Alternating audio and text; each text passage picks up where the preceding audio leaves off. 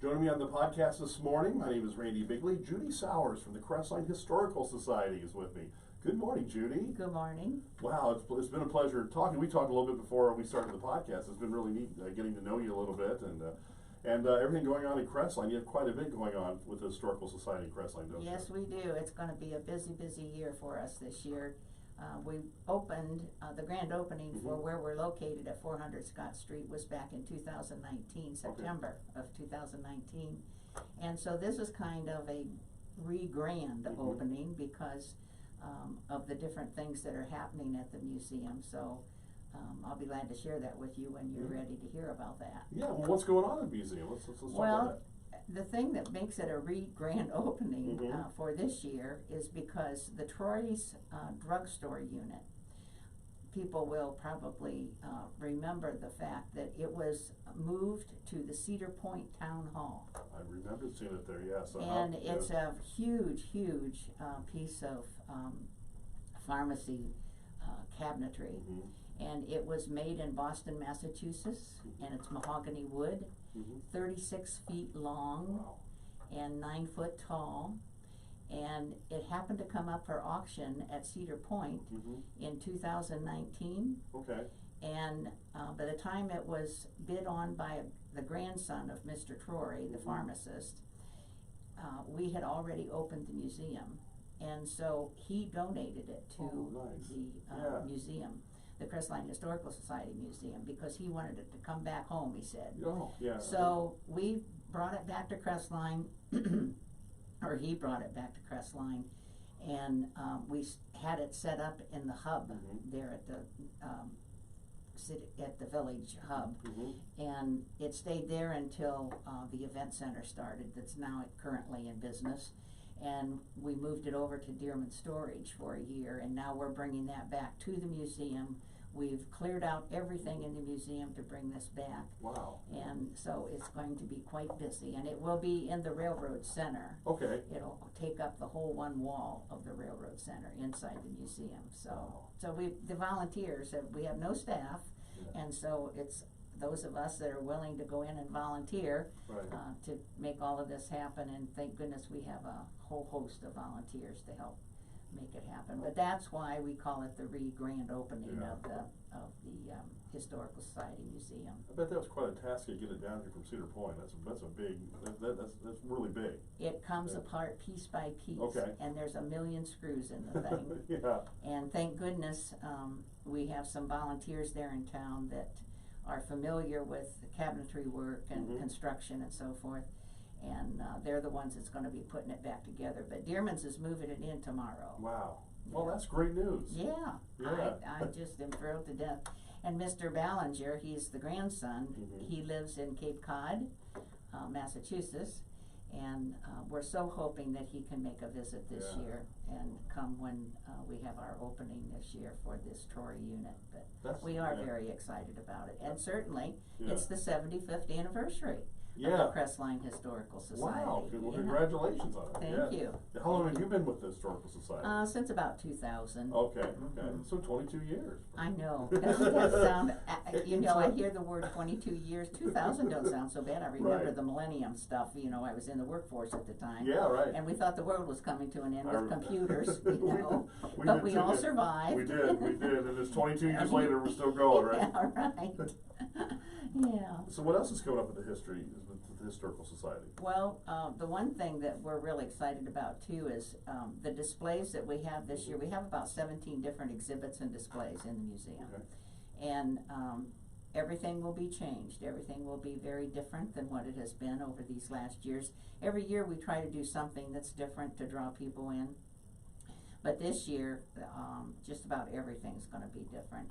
We have a display area that will focus on John Tesso was a teacher, and he was the director for the class plays at Crestline High School, and we will have an exhibit of all of those plays over the years. I think it was about 16 years of plays.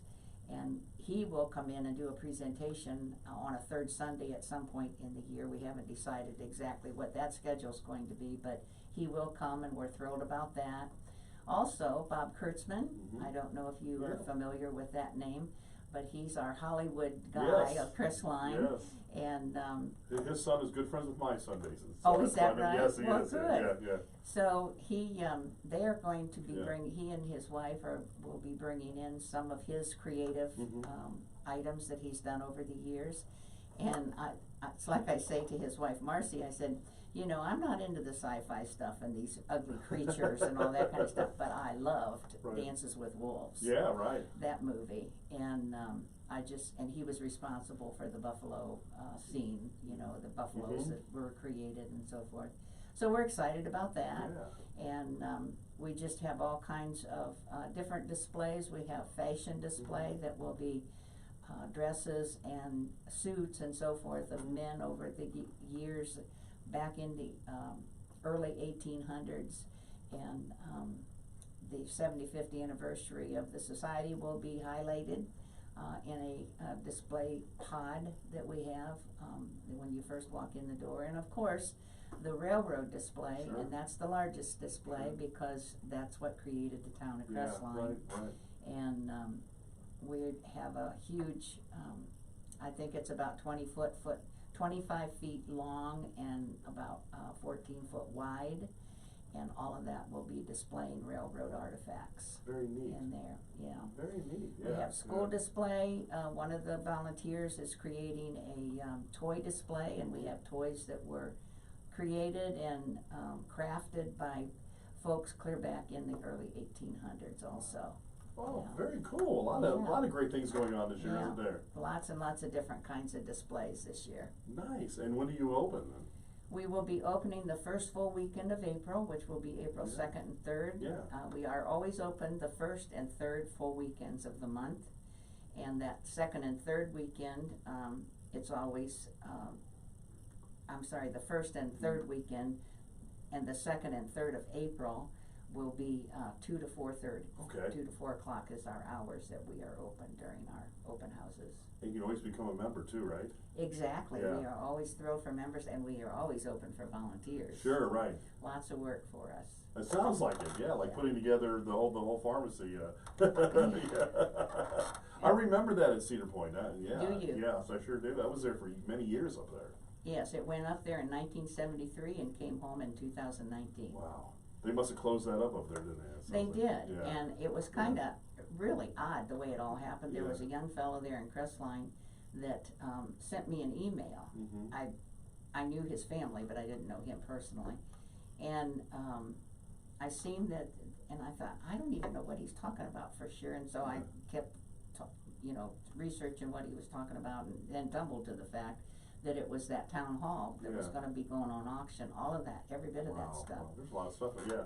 Oh my goodness, Yeah. It was millions of dollars. But Oh, the wow, reason yeah. they said they did that was because they were celebrating their 150th anniversary, and they needed that room Oh, okay, I see. to okay. do that. Yeah. So that's why they got rid of all those things. But they never did display the whole unit Yeah. up there. Oh, they didn't? Okay. Oh, No. so there was still more to it. Yeah. Oh, wow. Yeah, there was some pieces that were not displayed that was in that unit. They were housed Yeah, up there, but right. they didn't display it, But you're gonna have the whole thing displayed, right? the whole thing. It sounds like quite a task. Yes. Is it? There's 11-foot section Yeah. that will not be with the total display. It'll be on another wall, and it will be attached to the wall because this 11-foot display is all stained glass Oh, wow. Yeah.